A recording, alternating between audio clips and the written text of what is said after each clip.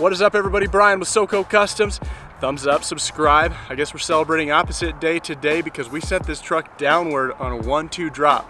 All right, guys, as I said, 1-2 drop on this truck, so we'll drop it 1 inch in the front, 2 inches in the rear. All right, guys, let's check out these wheels. These are the Black Rhino Mozambiques in a 22 by 9.5.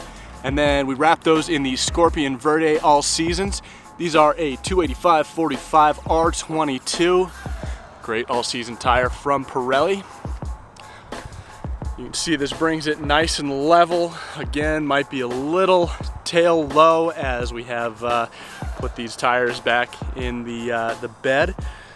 But yeah, definitely a great stance. The white with the black. A little highlight with the milling right here. And then we finished off this build with the Flowmaster. This is the Outlaw series. So without further ado, let's take a listen to that.